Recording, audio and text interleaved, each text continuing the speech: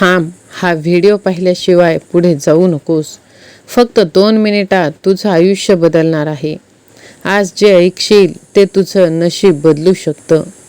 हा संदेश खास तुझ्यासाठीच आहे. शेवटपर्यंत जर पाहिलंस तर एक गुपित तुला समजणार आहे. कारण आता तुझ्या आयुष्यातील सर्वात मोठा बदल सुरू होणार आहे. ज्याची तू वाट पाहत होतास तो क्षण अखेर आला आहे. हा व्हिडिओ योगायोग नाही, हा एक संकेत आहे. आजचा दिवस तुझ्यासाठी खूप महत्त्वाचा आहे. ही एक छोटीशी गोष्ट पण आयुष्यभर लक्षात राहणार आहे. होय, आज स्वामींचा हा संदेश तुझं आयुष्य बदलून टाकणार आहे. कारण स्वामी आईची कृपा तुझ्यावर होईल. हा व्हिडिओ पाहणं म्हणजे स्वामींचा आशीर्वाद मिळणं आहे. आज तुला एक महत्त्वाचा इशारा स्वामी माऊली देत आहे. तुझ्या संकटांचा अंत आता जवळ आलाय. तुझी प्रार्थना व्यर्थ जाणार नाही बाळा. बाळा, आजचा दिवस तुझ्या जीवनात चमत्कार घडवू शकतो. ही वाणी तुझ्या आयुष्यात प्रकाश आणणार आहे. तू हा व्हिडिओ पाहतो आहेस यामागे स्वामींचीच इच्छा आहे. बाळा, खरं प्रेम ओळखायचं हे नक्कीच तुला कळणार आहे.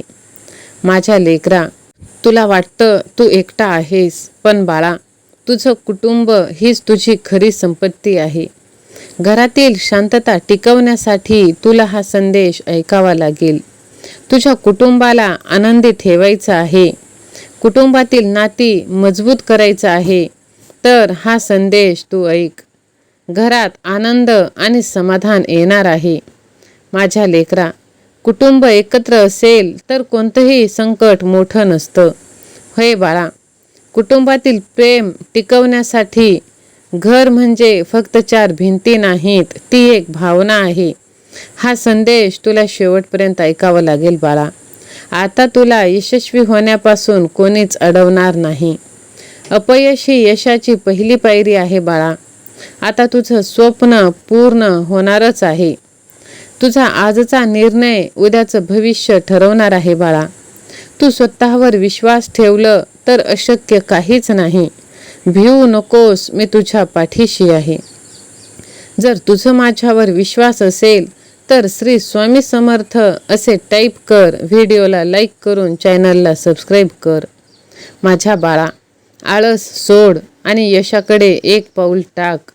यशस्वी लोक ही एक सवय कधीच सोडत नाही. मोठं स्वप्न बघ, कारण तेच तुला मोठं बनवतात. तुझ्या मेहनतीचं फळ तुला नक्कीच मिळणार आहे बाळा. फक्त तू विश्वास ठेव आणि हा संदेश शेवटपर्यंत ऐक. माझ्या लेकरा, देवाचा हा संदेश तुझे आयुष्य बदलून टाकणार आहे. देवावर विश्वास आणि सर्व काही योग्य. तुझ्या आयुष्यातील संकटे कायमची दूर. देव कधीच उशीर करत नाही, तो योग्य वेळी सर्व काही देतो. देव तुझ्यासाठी काहीतरी खास योजना आखत आहे माझ्या लेकरा. विश्वास ठेव. माझ्या बाळा, तुला असं वाटतं की कोणीच नाही, पण सर्व काही आता तुला मिळणार आहे. फक्त तू माझ्यावर विश्वास ठेव. ज्यांनी तुला दुःख दिलं, त्रास दिलं, ते सुद्धा आता पश्चाताप करणार आहेत. माझ्या बाळा, संकटे कधीच एकटी येत नाहीत, अडचणीही येतात, पण स्वामी माऊली आपल्या भक्ताला कधीच सोडत नाही. आपल्या आयुष्यात अनेक वेळा असे प्रसंग येतात जेव्हा आपण पूर्णपणे खचून जातो. आर्थिक अडचणी, कुटुंबातील वाद, आरोग्याच्या समस्या, नात्यांमधील ताण, या सर्व गोष्टी मनाला अस्वस्थ करतात आणि यावेळी मनात प्रश्न पडतो, आता पुढे काय? अनेक भक्तांनी स्वामी महाराजांच्या कृपेचे चमत्कार अनुभवले आहे. जेव्हा सर्व मार्ग बंद झाल्यासारखे वाटते, तेव्हा स्वामी एखाद्या अदृश्य शक्तीसारखे मार्ग दाखवतात. कधी एखाद्या व्यक्तीच्या रूपाने, कधी एखाद्या संधीच्या रूपाने, तर कधी मनात निर्माण झालेल्या सकारात्मक विचारांच्या रूपाने ते आपल्याला मदत करतात. स्वामींवर निस्सीम श्रद्धा आणि विश्वास ठेवला तर अशक्य वाटणाऱ्या गोष्टीही शक्य होतात. फक्त मनापासून स्वामींना हाक मारण्याची गरज आहे. सहमत असाल तर स्वामी आई मी तुझं बाळ असे टाईप करा आणि तुम्हाला वाटत असेल तर हा संदेश एका गरजू व्यक्तीला शेअर करा. स्वामी माऊली म्हणतात, बाळा, तू श्रद्धा ठेव, विश्वास ठेव. प्रत्येक गोष्ट योग्य वेळीच घडते. तू केलेली प्रार्थना कधीच व्यर्थ जाणार नाही. देव तुझी परीक्षा घेत आहे, पण प्रत्यक्षात तो तुझ्यासाठी अधिक चांगलं नियोजन करत आहे. म्हणूनच कठीण परिस्थितीही संयम ठेव आणि स्वामींवर विश्वास ठेव. हा विश्वासच तुला यश आणि आनंदाच्या दिशेने घेऊन जाणार आहे. होय माझ्या लेकरा, तू कधीच एकटा नाहीस. तुझा देव तुझ्या पाठीशी आहे. तुझ्या आयुष्यात कितीही अंधार असला तरी स्वामींच्या कृपेने प्रकाश नक्कीच येणार आहे. भिवू नकोस, मी तुझ्या पाठीशी आहे. हे वाक्य आपल्या जीवनाचा आधार बनू दे आणि प्रत्येक संकटावर मात करण्याची प्रेरणा येऊ दे. जर तुला हा व्हिडिओ आवडत असेल तर व्हिडिओला लाईक, शेअर, सबस्क्राईब कर आणि हा संदेश तू आपल्या प्रियजनांना शेअर कर. कारण तुझा एक शेअर कोणाचं तरी हारलेलं मन जागृत करत असतं. बाळा, आयुष्यामध्ये अशा काही घटना घडतात की त्यामुळे आपली मनस्थिती ही खराब होते. आयुष्यामध्ये पुढे जाण्यासाठी काही अवघड निर्णय हे आपल्याला घ्यावे लागतात. तर अशा वेळी आपल्या मनाची अवस्था खूपच बिकट होते. मन अस्वस्थ होतं. अशा अस्वस्थ मनाला थाऱ्यावर आणण्यासाठी आणि मनाला शांत ठेवण्यासाठी काय केलं पाहिजे तेच आज तुला मी सांगणार आहे. त्यासाठी हा संदेश तू शेवटपर्यंत ऐक बाळा. माझ्या लेकरा, कोणत्याही परिस्थितीत शांत राहणं ही मनाची खूप मोठी शक्ती आहे. कोणतीही परिस्थिती असली तरी सुद्धा आरडाओरड न करता शांतपणे विचार करून निर्णय घेण्याची आणि अडचण सोडवण्याची आपल्याला सवय असली पाहिजे. होय बाळा, प्रत्येक गोष्टीवर आपलं नियंत्रण असलंच पाहिजे असं नाही. कारण की ज्यावेळी कोणत्याही गोष्टीवर आपलं नियंत्रण नसतं अशा वेळी घडणाऱ्या घटनेकडे पाहण्याचा आपला दृष्टिकोन आपण बदलू शकतो. त्यातच आपलं हित असतं.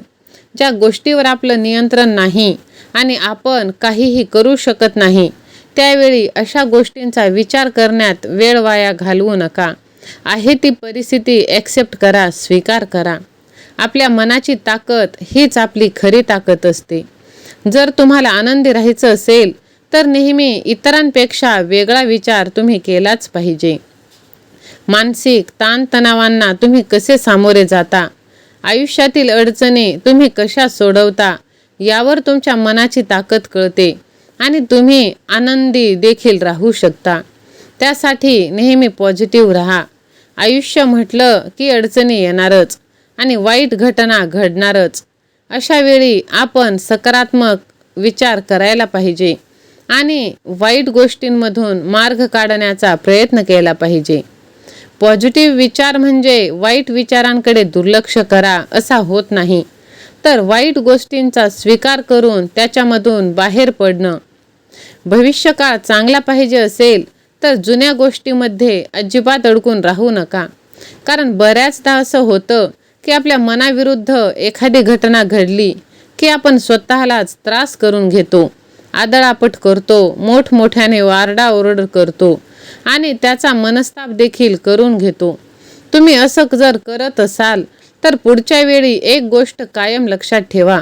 पुन्हा मनाविरुद्ध काही घटना घडली तर आधी केलं त्याप्रमाणे करायचं नाही, तर नवीन पद्धतीने विचार करा. म्हणजे येणारा काळ आपल्याला अडचणीचा वाटणार नाही आणि ठरणारही नाही. आपलं मन देखील शांत राहतं आणि आपल्याला आपण जे ध्येय ठरवलेलं असतं ते आपण गाठू शकतो. बाळा, प्रत्येक वेळी विचार करताना आपण खूप नशीबवान आहोत असाच विचार केला पाहिजे. कारण परिस्थिती कितीही वाईट असली तरी अशा अवघड परिस्थितीमध्ये चांगलाच विचार आपल्याला करता आला पाहिजे आणि केलाच पाहिजे. रात्रंदिवस विचार करताना एकच विचार करा की मी या परिस्थितीतून बाहेर पडणार आहे आणि खरोखरच नशिबाने या गोष्टींमधून तुम्ही बाहेर पडणार आहात. तुमचं ध्येय बदलू नका. आपण ज्या कामाची सुरुवात केली आहे ते काम जर आपल्या हातून पूर्ण झालं नाही, कामामध्ये काही चूक झाली तर घाबरून जाऊ नका. काय चुका झाल्या आहेत याचा विचार करा आणि ते काम आणखीन चांगल्या पद्धतीने कसं पूर्ण करता येईल याकडे लक्ष द्या आणि त्यासाठी तुम्ही प्रयत्न करत राहा. पण आपल्या ध्येयापासून कधीही मागे हटू नका, मागे फिरू देखील नका. तुमचं ध्येय जर चांगलं असेल तर भगवंताची साथ तुम्हाला कायमच मिळणार आहे. आणि भगवंताची साथ हवी असेल आणि तुम्हाला वाटत असेल की हा संदेश तुमच्यासाठी योग्य आहे, तर कमीत कमी 7 जणांना हा तुम्ही संदेश शेअर करा. येणाऱ्या 7 दिवसात तुम्हाला आनंदाची बातमी आल्याशिवाय राहणार नाही. देव म्हणतात, बाळा, यश मिळणारच. कोणतेही चांगले बदल घडवण्यासाठी तुला काही वेळ जाऊ द्यावा लागेल. त्यामुळे जर संयमाने तू सगळे काम पूर्ण करत राहिलास आणि प्रत्येक काम मार्गी लावत राहिलास तर यश हे नक्कीच हमखास तुला मिळणार आहे. आयुष्यामध्ये यशामुळे कधीही हुरळून जाऊ नकोस आणि अपयश आलं तर कधीही खचून जाऊ नकोस. बऱ्याचदा असं होतं की काही माणसं थोडंसं यश मिळालं की हुरळून जातात आणि अपयश आलं तर एकदम खचून नाराज होतात. पण असं न करता अपयशाला खंबीरपणे तोंडसुद्धा देता आलं पाहिजे. आयुष्यातील अडचणी निराश होऊन नाही तर त्या आनंदाने स्वीकार करायला पाहिजे. प्रत्येक माणसाचा एक स्वभाव, तो आयुष्यामध्ये घडलेल्या फक्त वाईटच गोष्टी आठवत राहतो आणि मग त्या वाईट गोष्टींचा विचार करत बसतो. त्यामुळे त्याच्यातील नकारात्मक भावना ही वाढत जाते. त्यामुळे तुझ्या आयुष्यामध्ये आलेली दुःख आठवण्यापेक्षा तुझ्या आयुष्यामध्ये काय काय चांगल्या गोष्टी घडल्या आहेत, तुझ्यावर प्रेम करणारी लोक, तुझी स्वप्न, तुझी ध्येय याचा सतत विचार तू करत राहा बाळा आणि प्रगती कर. तुझ्या प्रत्येक वाईट काळात माझी साथ तुला मिळणार आहे बाळा. फक्त तू विश्वास ठेव आणि शेवटपर्यंत तू चालत राहा. माझ्या बाळा, एखाद्या व्यक्तीला माफ करणं म्हणजे त्यांनी केलेल्या सगळ्या चुका विसरून जाणं असं नाही. जर एखाद्या व्यक्तीने दिलेला त्रास विसरायचं असेल, तर त्याला मनातून काढायचं असेल तर इतरांना माफ हे करावंच लागतं. त्याशिवाय माणसाला पुढे जाताच येत नाही. पण याचा अर्थ असा होत नाही की आपण सगळं विसरून त्या व्यक्तीला माफ करावं. तर याचा अर्थ असा होतो की आपण झालेल्या चुकांमधून ती चूक सुधारून आयुष्यामध्ये पुढे जात आहोत. सतत आयुष्यामध्ये घडलेल्या वाईट गोष्टींचा विचार करत तुम्ही बसू नका. होय स्वामी भक्तांनो, बघा, ह्या छोट्या छोट्या गोष्टी आहेत. हे जर तुम्ही करत राहिलात तर नक्कीच तुम्हाला ह्या गोष्टींचा फायदा होणार आहे. आणि जर तुम्हाला फायदा झाला असेल तर लव्ह यू गॉड असे तुम्ही टाईप करा आणि हा संदेश शेवटपर्यंत नक्की ऐका. स्वामी म्हणतात, बाळा, प्रत्येकाच्या आयुष्यात अशी एक व्यक्ती असते की जी डोळ्यासमोर आली की आपल्याला प्रचंड संताप होतो. ती व्यक्ती समोर आली की खूप निगेटिव्ह वाटायला लागतं. कधी एकदा त्यांच्यापासून आपण दूर होऊ असं वाटायला लागतं. त्यांच्याशी बोलावं लागणं म्हणजे खूप मोठी शिक्षा असं आपल्याला वाटतं. त्यांची वागणूक, बोलण्याची पद्धत, त्यांचे विचार आपल्याला त्रास देतात आणि अशी व्यक्ती आपल्याला आपल्या आयुष्यात नकोशी असते. म्हणून बाळा, बघ, एक गोष्ट मी तुला सांगते. चुकीच्या अपेक्षा असतात. कधी कधी आपण दुसऱ्यांकडून जास्त अपेक्षा ठेवतो. आपल्याला वाटतं की त्यांनी आपल्याशी चांगलं वागावं, आपल्याला वेळोवेळी मदत करावी, आपली काळजी घ्यावी. पण तेव्हा असं होत नाही. जेव्हा आपल्याला राग येतो आणि अपेक्षा पूर्ण नाही झालं की आपलं मन दुखावतं, संताप निर्माण होतो. अशा प्रकारची परिस्थिती मागे वेगळी कारणे असू शकतात. काही वेळा समस्या आपल्या मनात असते, काही वेळा ती समोरच्या व्यक्तीमुळे असते. पण शेवटी त्याचा आपल्या मनःशांतीवर परिणाम होऊ द्यायचा की नाही हे आपल्या हातात असतं.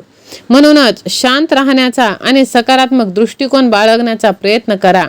म्हणूनच स्वामी भक्तांनो, सर्वात महत्त्वाचा आणि सोपा उपाय म्हणजे हे अशा त्रास देणाऱ्या लोकांकडे दुर्लक्ष करणं. अशा व्यक्तींना महत्त्व दिलं की ते अजूनच त्रास देतात. त्यांच्यामुळे आपल्यावर लक्ष कमी होतं आणि आपल्या कामातही मन लागत नाही. काही लोक मुद्दाम त्रास देण्याचा प्रयत्न करतात कारण त्यांना तुम्हाला दुखवण्यात आनंद मिळतो. जर तुम्ही त्यांच्या नकारात्मक वागण्याकडे दुर्लक्ष केलं तर त्यांना समजेल की त्यांच्या वागण्याचा तुमच्यावर परिणाम होत नाही. सुरुवातीला हे कठीण जाईल, पण एक दिवस हळूहळू तुम्हाला नक्कीच हे जमणार आणि त्याचे परिणाम तुमच्यावर होत नाही. अशा लोकांना तुम्ही जितकं कमी बोलाल तितकं तुमच्यासाठी चांगलं आहे. टेन्शन देणाऱ्या लोकांना शांत राहूनच धडा शिकवायचा असतो. तुम्ही जितकं बोलाल तेवढं तुम्हाला त्रास जास्त होणार. तुम्हाला निगेटिव्ह एनर्जी देणाऱ्या लोकांसोबत गरज असेल तेव्हाच संवाद साधा. अनावश्यक बोलणं टाळा. तुमच्या मनावर तुम्ही नियंत्रण ठेवा. ह्या लोकांचं कामच असतं एखाद्याला त्रास देणं, दुःख देणं. पण आपल्यावरती आहे आपल्याला किती त्रास करून द्यायचा आहे. काहींना खूप वाईट सवय असते, ते खूप बडबड करत असतात आणि म्हणूनच त्यांना सारखा त्रास होत असतो. ते मनाने चांगले पण गुणाने वाईट असतात आणि त्रास भोगत राहतात. म्हणून कधीही बोलायचं असेल तर आपल्या भगवंताशी बोला आणि भगवंताकडे आपले सर्व काही इच्छा, स्वप्न आहेत, ज्या काही अपेक्षा आहेत ते भगवंताकडे ठेवा. जर आजचा संदेश तुम्हाला थोडासाही चांगला वाटला असेल तर व्हिडिओला लाईक, शेअर, सबस्क्राईब करायला विसरू नका आणि हा संदेश तुम्ही जास्तीत जास्त लोकांना शेअर करा. श्री स्वामी समर्थ. जय जय स्वामी समर्थ.